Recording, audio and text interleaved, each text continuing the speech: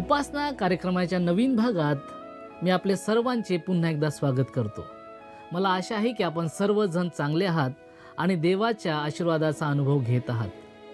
मागील भागात आपण पाहिले की येशूने आपल्या शिष्यांना बोलावले आणि डोंगरावर बसून शिकवण्यास सुरुवात केली. आजच्या भागात आपण डोंगरावरील प्रवचनामधील सुरुवातीचे महत्त्वाचे भाग पाहणार आहोत. यामध्ये धन्यवाद दिले आहेत, ज्यामध्ये येशू सांगतो की कोण खरोखर धन्य आहेत.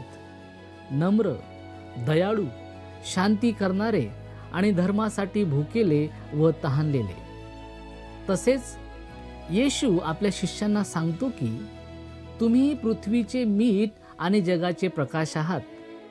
याचा अर्थ आपण आपल्या जीवनाद्वारे इतरांसाठी चांगला प्रभाव टाकावा. यानंतर येशू राग, द्वेष आणि इतरांविषयीचे विचारही देवाच्या दृष्टीने महत्त्वाचे आहेत हे तो स्पष्ट करतो. चला तर मग आजच्या या गहन आणि जीवन बदलणाऱ्या वचनाकडे आपण लक्ष देऊया.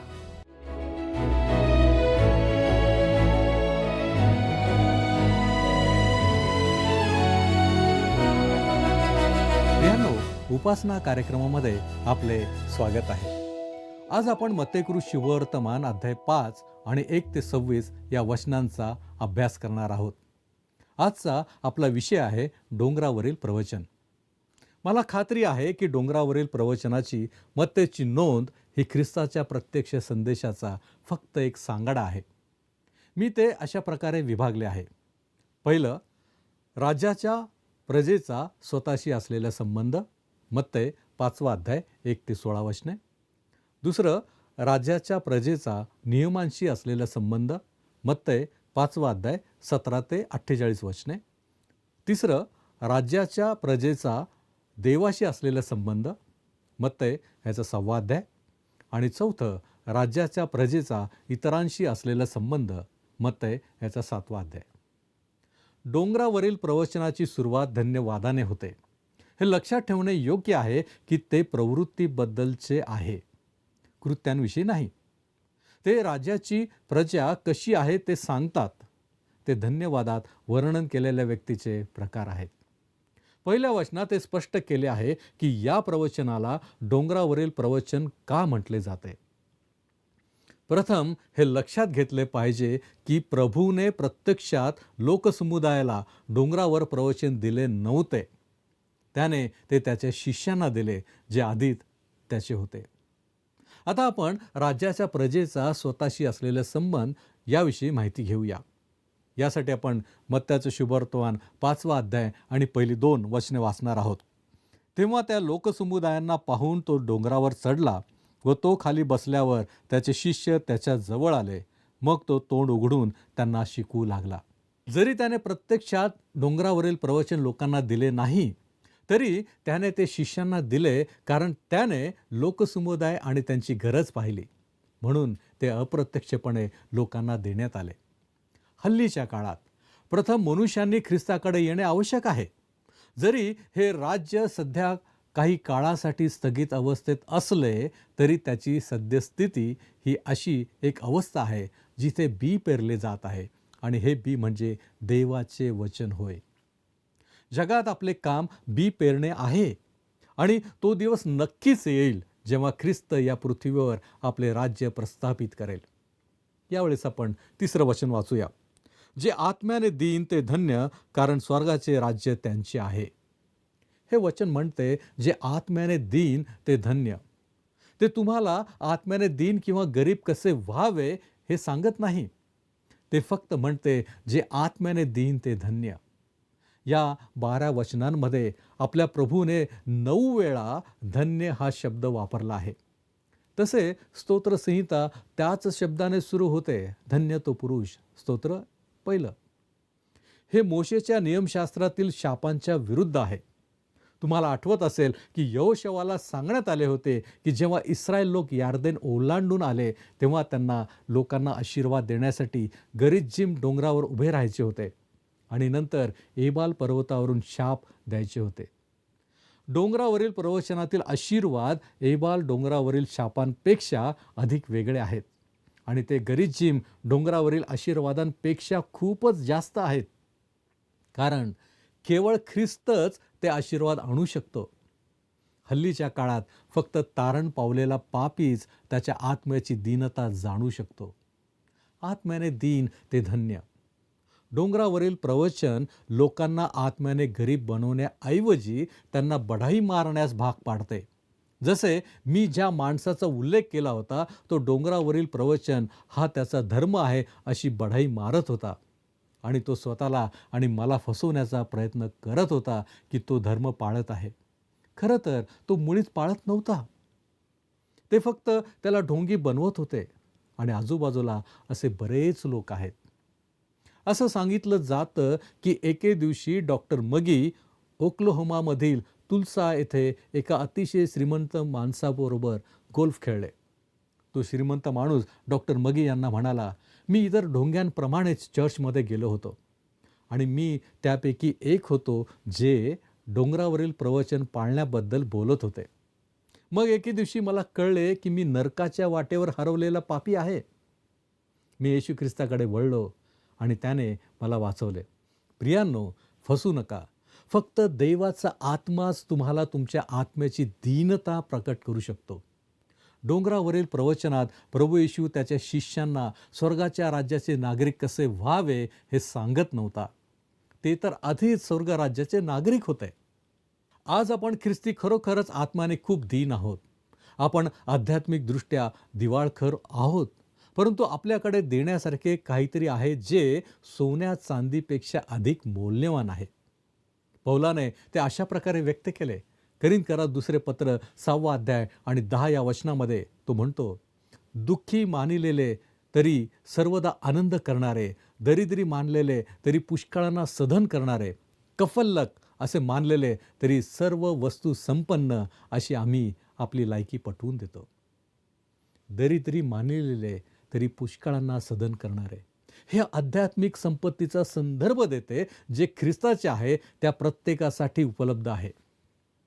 पुढील धन्यवाद असा आहे, 5 अध्याय आणि 4 वचन, जे शोक करीत आहेत ते धन्य, कारण त्यांचे सांत्वन करण्यात येईल.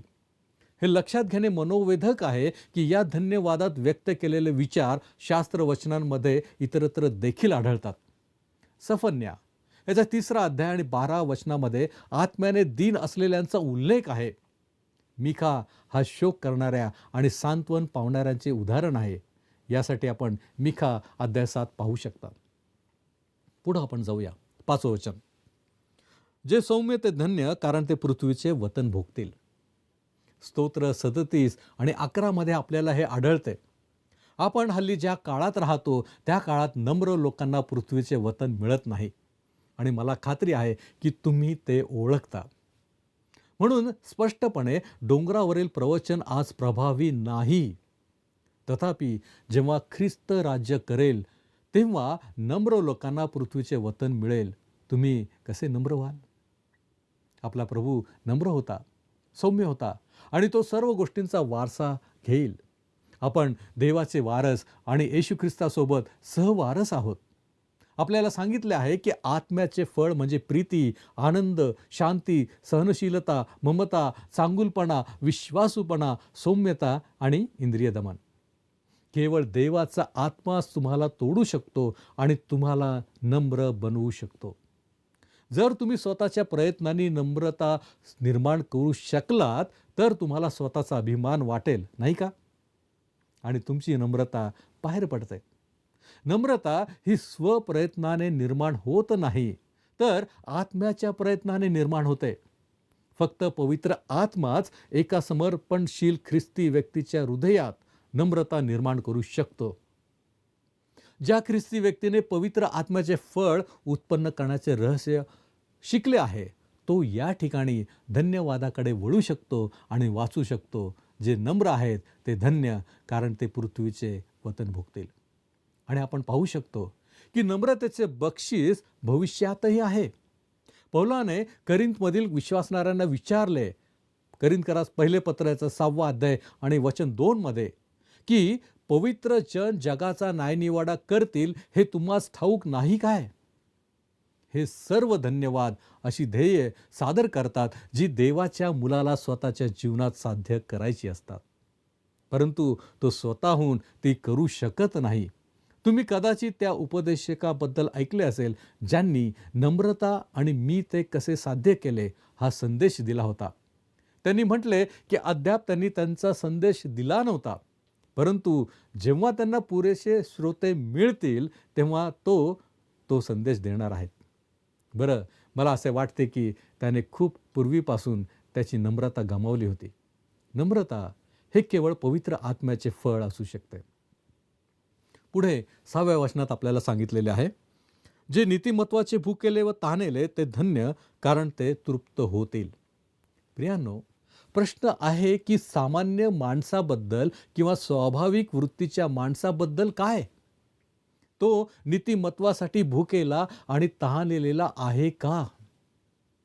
करिंथकरास पहिले पत्र 2 अध्याय आणि 14 या वचनामध्ये म्हटले आहे, स्वाभाविक वृत्तीचा माणूस देवाच्या आत्म्याच्या गोष्टी स्वीकारित नाही, कारण त्याला मूर्खपणाच्या वाटतात आणि त्याला त्या समजू शकणार नाही, कारण त्यांची पारख आत्म्याच्या द्वारे होते. स्वाभाविक मनुष्य हा आध्यात्मिक मनुष्याच्या अगदी विरुद्ध आहे, ज्याला ख्रिस्त हा त्याचे नीतिमत्व असल्याचे आढळले आहे. करिंथकरास पहिले पत्र 1 अध्याय 30 या वचनामध्ये म्हटले आहे की त्याच्याकडून तुम्ही ख्रिस्त येशूमध्ये आहात. तो देवापासून आपल्याला ज्ञान म्हणजे नीतिमत्व आणि पवित्रीकरण व खंडणी भरून प्राप्त केलेली मुक्ती असा झाला आहे. आपण पुढे जाऊया. 7वं वचन, जे दयाळू ते धन्य, कारण त्यांच्यावर दया होईल. हल्लीच्या काळात या धन्यवादाचा वारंवार विपर्यास केला जातो. याचे कारण असे की आपल्यावर दया केली जाणे ही बाब आपल्या दयाळूपणावर अवलंबून ठेवते. ही अशी अट नाही ज्यावर आपल्याला दया मिळते. तीत याचा 3 अध्याय 5 वचनामध्ये म्हटलेलं आहे, तेव्हा आपण केलेल्या नीतीच्या कृत्यांनी नव्हे तर नव्या जन्माचे स्नान व पवित्र आत्म्याने केलेले नवीकरण यांच्याद्वारे त्याने आपल्या दयेनुसार आपणास तारले. आपण दयाळू असले पाहिजे, कारण आपल्याला दया मिळाली आहे. पेत्राचं पहिलं पत्र 2 अध्याय 9 आणि 10 या वचनामध्ये म्हटलेलं आहे, पण तुम्ही तर निवडलेला वंश, राजकीय याजकगण, पवित्र राष्ट्र, देवाचे स्वतःचे लोक असे आहात, यासाठी की ज्याने तुम्हास अंधकारातून काढून आपल्या अद्भुत प्रकाशात पाचारण केले त्याचे गुण तुम्ही प्रसिद्ध करावे. ते तुम्ही पूर्वी लोक नव्हता, आता तर देवाचे लोक आहात. तुम्हास दया मिळाली नव्हती, आता तर दया मिळाली आहे. पुढं आपण जाऊया. 8वं वचन, जे अंतःकरणाचे शुद्ध ते धन्य, कारण ते देवाला पाहतील. कोणताही प्रामाणिक माणूस असे म्हणू शकत नाही की त्याचे हृदय शुद्ध आहे. अत्यंत दुष्ट असलेल्या माणसाचे हृदय कसे शुद्ध केले जाऊ शकते? प्रभू येशूने योहानाचं शुभवर्तमान 15वा अध्याय आणि 3 वचनामध्ये म्हटले आहे, जे वचन मी तुम्हाला सांगितले त्यामुळे तुम्ही आता शुद्ध झालाच आहात. पहा, नवीन जन्माच्या धुण्यानेच आपण शुद्ध झालो आहोत. योहानाचं पहिलं पत्र 1 अध्याय आणि 7 या वचनामध्ये म्हटलेलं आहे, येशू याचे रक्त आपल्याला सर्व पापांपासून शुद्ध करते. पुढे आपण जाऊया. 9वं वचन, जे शांती करणारे ते धन्य, कारण त्यांना देवाची मुले म्हणतील. आता तुम्ही जगात एका शांती करणाऱ्याचे नाव सांगू शकता का? आज शांती करणारा कोणीही नाही. केवळ ख्रिस्तच महान शांती करता आहे. त्याने आपल्या रक्ताने नीतिमान देव आणि अनितिमान पापी यांच्यात शांती केली. रोमकरास पत्र 5वा अध्याय आणि 1 वचनामध्ये म्हटलेलं आहे, यास्तव आपण विश्वासाने नीतिमान ठरविलेले आहोत, म्हणून आपणाला आपल्या प्रभू येशू ख्रिस्ताच्या द्वारे देवाबरोबर शांती आहे. पुढचं वचन आपण पाहूया. 10वं वचन, नीतिमत्वाकरिता ज्यांचा छळ झाला आहे ते धन्य, कारण स्वर्गाचे राज्य त्यांचे आहे. आपल्या हल्लीच्या काळात आणि महासंकट काळादरम्यान इस्रायलच्या अवशेषांना या धन्यवादाचे लागूकरण काय हे स्पष्टपणे दिसून येते. पण जे राज्य स्थापित व्हायचे आहे त्याला हे लागू करता येईल काय? त्या राज्यात सर्व वाईट काढून टाकले जाणार नाही का? बरं, अनेक शास्त्रवचने दाखवतात की सहस्त्रकाच्या म्हणजे 1000 वर्षांच्या राज्याच्या काळात सुद्धा जगात वाईट असेल, कारण तो परीक्षेचा काळ असेल. सहस्त्रकाच्या शेवटी बंडाचा उद्रेक दर्शवितो की सहस्त्रकाच्या काळात वाईट प्रचलित असेल. आपण प्रकटीकरण याचा 20वा अध्याय आणि 7 ते 9 ही वचने पाहू शकता. पुढे जाऊया आपण. मत्तयाचा 5वा अध्याय आणि 13 आणि 14 ही वचनं आपण वाचणार आहोत. तुम्ही पृथ्वीचे मीठ आहात, पण जर मिठाचा खारटपणाच गेला तर तो खारटपणा त्याला कशाने आणता येईल? पुढे ते बाहेर फेकले जाऊन माणसांच्या पायाखाली तुडविले जाण्यापलीकडे त्याचा कसलाच उपयोग नाही. तुम्ही जगाचा प्रकाश आहात. डोंगरावर वसलेले नगर लपू शकत नाही. देवाचे लोक कोणत्याही युगात आणि कोणत्याही परिस्थितीत जगात मीठ आणि प्रकाश दोन्ही असतात. आजची समस्या अशी आहे की बहुतेक चर्च सदस्यांनी त्यांचा स्वाद केवळ मीठ म्हणून गमावला नाही, तर मिरपूड म्हणूनही गमावला आहे. आपल्या काळात आपल्याकडे खूप कमी मीठ आणि मिरपूड असलेले ख्रिस्ती लोक आहेत. आता मिठामुळे आमने आणि तत्सम प्रकारच्या गोष्टी होत नाहीत, परंतु त्यांना रोखले जाते. तुम्ही आणि मी पृथ्वीवर मीठ असले पाहिजे आणि जगात चांगल्यासाठी प्रभाव पाडला पाहिजे. ख्रिस्ती लोक देखील जगाचा प्रकाश आहेत. निश्चितच राज्यात विश्वासणारे जगाचा प्रकाश होणार आहेत. हे आपल्यासाठी एक जबरदस्त तत्व आहे. आपण आपल्या परिसरात आणि आपण जिथे कुठे जाऊ तिथे प्रकाश असण्याची गरज आहे. आपल्या आत प्रकाश नाही, परंतु देवाचे वचन प्रकाश आहे. प्रकाश असणे म्हणजे कोणत्याही मार्गाने देवाचे वचन देणे.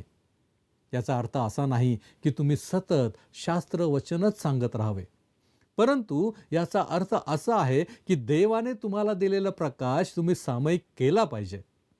एखाद्या व्यक्तीला विकसित करणे आणि नंतर शांतपणे व दयाळूपणे त्यांची ओळख बायबल शिकवणाऱ्या चर्च किंवा एखाद्या कार्यक्रमाशी करून देणे खूप सोपे आहे.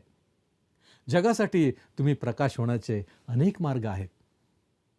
वाचूया आपण पुढचं वचन 16. त्याप्रमाणे तुमचा प्रकाश लोकांसमोर असा पडू द्या की त्यांनी तुमची सत्कर्मे पाहून तुमच्या स्वर्गातील पित्याचे गौरव करावे. उदारमतवादी मतप्रणालीतील काही लोक असे मानतात की डोंगरावरील प्रवचन ईश्वर केंद्रित किंवा देव केंद्रित नसून मानव केंद्रित आहेत. तसे त्यांचे शब्द असतात, परंतु स्पष्टपणे डोंगरावरील प्रवचन मानव केंद्रित नसून ते ईश्वर केंद्रित आहे. हे वचन असे म्हणते का की तुमचा प्रकाश लोकांसमोर इतका चमकू दे की ते तुमची चांगली कामे पाहतील आणि तुमचा गौरव करतील आणि तुमच्या पाठीवर थाप देतील आणि तुम्हाला सुवर्ण पदक आणि एक प्रेमळ चषक देतील? नाही. या वचनात म्हटले आहे की तुम्ही आणि मी या जगात आपला प्रकाश इतका चमकू द्यावा की आपण आपल्या स्वर्गातील पित्याचे गौरव करू शकू. डोंगरावरील प्रवचन ईश्वर केंद्रित आहे. सहस्त्रकाच्या काळात पृथ्वीवरील राज्यादरम्यान जे काही केले जाईल आणि सांगितले जाईल ते ईश्वर केंद्रित असेल. आणि सध्याच्या युगात तुम्ही आणि मी आज ज्या हरवलेल्या जगात राहतो तेथे आपली प्रमुख प्रेरणा देवाचे गौरव करणे ही असली पाहिजे. ही अशी गोष्ट आहे ज्याचा प्रत्येक ख्रिस्ती व्यक्तीने खूप गांभीर्याने विचार केला पाहिजे. आपल्या जीवनाचे ध्येय आणि उद्देश आपल्या देवाचे गौरव करणे असावे. आता आपण राज्याच्या प्रजेचा नियमांशी असलेले संबंध याविषयी पाहूया. आपण वाचूया पुढचं वचन 17वं वचन. नियमशास्त्र किंवा संदेष्टांचे ग्रंथ रद्द कराव्यास मी आलो आहे असे समजू नका. मी रद्द कराव्यास नव्हे तर पूर्ण कराव्यास आलो आहे. लक्षात ठेवा की मोशेच्या नियमशास्त्राचा एक भाग विधिविषयक नियम होता. ख्रिस्त हा जगाच्या पापांसाठी बलिदान होता, जो पृथ्वीच्या स्थापनेपूर्वी वधलेला कोकरा म्हणून होता. ख्रिस्त नियमशास्त्र नष्ट करण्यासाठी नाही तर नियमशास्त्र पूर्ण करण्यासाठी आला होता. त्याने ते पूर्ण केले कारण त्याने त्याच्या पृथ्वीवरील जीवनादरम्यान ते पाळले आणि मानवासमोर ठेवलेले मानक तो साध्य करू शकला. आणि आता तो तुम्हाला आणि मला आणि प्रत्येक विश्वासणाऱ्याला त्याचे स्वतःचे नीतिमत्व सोपवू शकतो. देवाचे मानक बदललेले नाहीत, परंतु तुम्ही आणि मी स्वतःच्या सामर्थ्याने ते साध्य करू शकत नाही. आपल्याला मदतीची आवश्यकता आहे. आपल्याला तारणहाराची आवश्यकता आहे. आपल्याला दयेची आवश्यकता आहे. आणि जेव्हा आपण ख्रिस्ताकडे येतो तेव्हा आपल्याला दया मिळते. पुढे जाऊया. 18वं वचन. कारण मी तुम्हास खचित सांगतो, आकाश व पृथ्वी ही नाहीशी होईपर्यंत सर्व काही पूर्ण झाल्याशिवाय नियमशास्त्रातील एकही काना किंवा मात्रा रद्द होणार नाही. मला आशा आहे की तुम्ही या विभागात मी जे म्हणत आहे त्याचा चुकीचा अर्थ लावणार नाही, ज्याला आपण डोंगरावरील प्रवचन म्हणतो. मी असे म्हणत नाही की आपण मोशेच्या नियमशास्त्राचे उल्लंघन करण्यास मोकळे आहोत. वस्तुस्थिती अशी आहे की नियमशास्त्र हे आजही एक प्रमाण आहे. त्यावरून मला हे उमजते की मी देवाच्या प्रमाणास पात्र ठरू शकत नाही. हे मला ख्रिस्ताच्या वधस्तंभाकडे घेऊन जाते. मी नियमशास्त्र पूर्ण करण्याचा एकमेव मार्ग म्हणजे तो पूर्ण करू शकणारा एकमेव त्याला स्वीकारणे, तो म्हणजे येशू ख्रिस्त. पुढे जाऊया. 19वं वचन. यास्तव जो कोणी या लहान आज्ञातील एखादी रद्द करील व त्याप्रमाणे लोकांना शिकवेल त्याला स्वर्गाच्या राज्यात अगदी लहान म्हणतील, पण जो कोणी त्या पाळील व शिकवेल त्याला स्वर्गाच्या राज्यात मोठा म्हणतील. तुम्ही आज्ञा मोडू शकत नाही आणि त्याद्वारे यशस्वी होऊ शकत नाही, परंतु तुम्ही त्यास तुमच्या स्वतःच्या सामर्थ्याने पाळू शकत नाही. तुम्ही त्या पाळण्याचा एकमेव मार्ग म्हणजे तारण, सामर्थ्य आणि सामर्थ्यासाठी येशू ख्रिस्ताकडे येणे. आज्ञा म्हणजे तारणाचा मार्ग नाहीत, तर येशू ख्रिस्ताच्या कार्याच्या स्वीकृतीद्वारे तुम्हाला तारणाचा मार्ग दाखवण्याचे साधन आहेत. पुढे आपण जाऊया. 20वं वचन. मी तुम्हाला सांगतो, शास्त्री व परुषी यांच्यापेक्षा तुमचे नीतिमत्व अधिक झाल्याशिवाय स्वर्गाच्या राज्यात तुमचा प्रवेश होणारच नाही. येथे ख्रिस्ताचा मुद्दा पाहणे खूप महत्त्वाचे आहे. पुरुषांना नियमशास्त्रानुसार उच्च दर्जाची नीतिमत्ता होती, परंतु ती स्वीकारण्यासारखी नव्हती. तुम्ही आणि मी त्यांच्या नीतिमत्तेला कसे मागू टाकू शकतो? आपल्या स्वतःच्या प्रयत्नांमध्ये हे अशक्य आहे. आपल्यासाठी ते करण्यासाठी आपल्याला ख्रिस्ताची आवश्यकता आहे. पुढे आपण जाऊया. 21 आणि 22 वचन वाचू.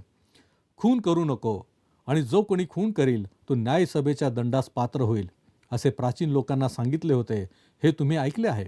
मी तर तुम्हा सांगतो, जो कोणी आपल्या भावावर उगाच रागवेल तो न्यायसभेच्या शिक्षेस पात्र होईल.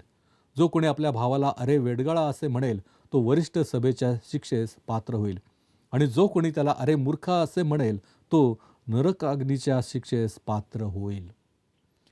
हे एक जबरदस्त विधान आहे. याचा अर्थ असा की जर तुम्ही तुमच्या भावावर रागावलात तर तुम्ही खुनी आहात. आता सांगा, तुम्ही मोशेच्या नियमाचे पालन करत असल्याचा दावा करता का?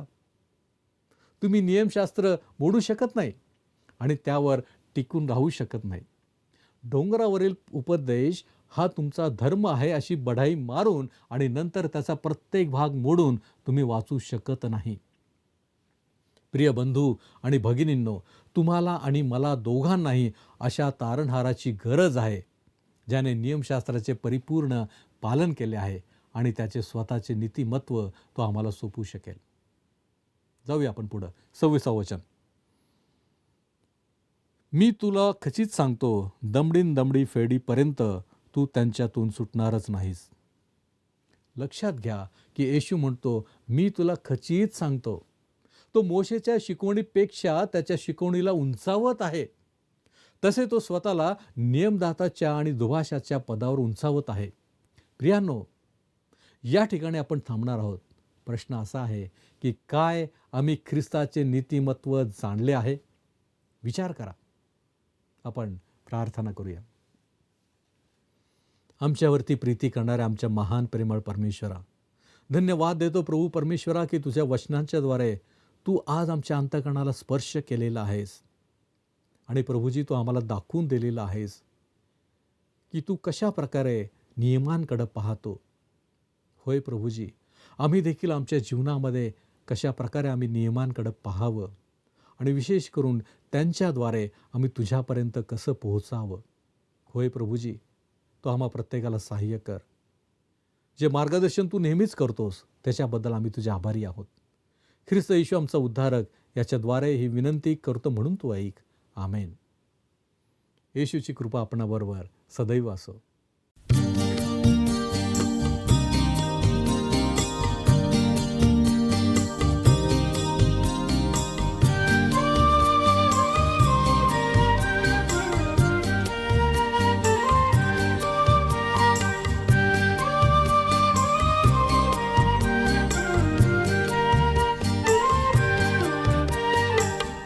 जीवनाची फळे सुखदायक ही तव शास्त्री पाहे दिसताती.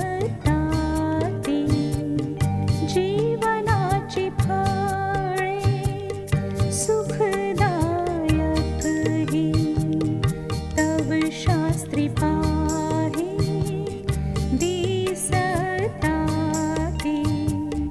जीवनाची फळे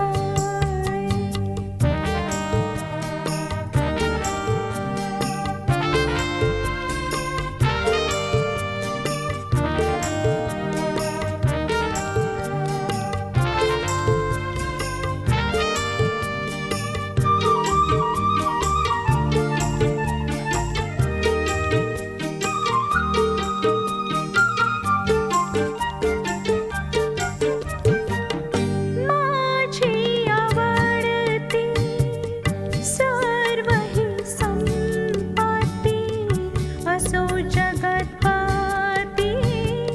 शास्त्र तुझे माझी आवडती. प्रियांनो, आजच्या संदेशातून आपण शिकलो की देवाच्या दृष्टीने खरी धार्मिकता ही बाह्य कृतीपेक्षा अंतकरणाशी संबंधित आहे. येशूने आपल्याला शिकवले की नम्रता, दया, शांती आणि शुद्ध मन हेच खरे आशीर्वादित जीवनाचे चिन्ह आहेत. या भागातून आपण एक महत्त्वाचा धडा शिकतो. आपण फक्त नियम पाळण्यावर लक्ष केंद्रित न करता आपल्या अंतकरणाला शुद्ध ठेवले पाहिजे. तसेच आपण जगासाठी मीठ आणि प्रकाश बनले पाहिजे, जेणेकरून इतर लोक आपल्या जीवनातूनही देवाची महिमा पाहतील. पुढील भागात आपण पाहू की येशू विवाह, सत्यता आणि शत्रूवर प्रेम करण्याविषयी काय शिकवतो. तोपर्यंत देवाच्या आशीर्वादात राहा. धन्यवाद.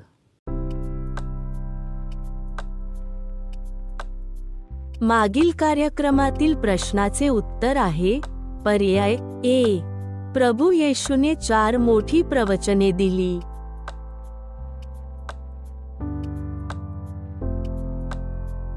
आजचा प्रश्न, देवाची मुले कोणाला म्हटले आहे? ए. दयाळू लोकांना, बी. सौम्य लोकांना, सी. शोक करणाऱ्यांना, डी. शांती करणाऱ्यांना. प्रियांनो, या प्रश्नाचे उत्तर उद्या सकाळी 6 वाजण्याच्या आधी पर्याय ए, बी, सी किंवा डी लिहून आपले नाव, पत्ता आणि ठिकाण यासोबत मोबाईल नंबर 7021474742 वर SMS किंवा व्हॉट्सॲप करा. हा कार्यक्रम आपणास आवडला काय? आता आम्हाला एक मिस कॉल करा.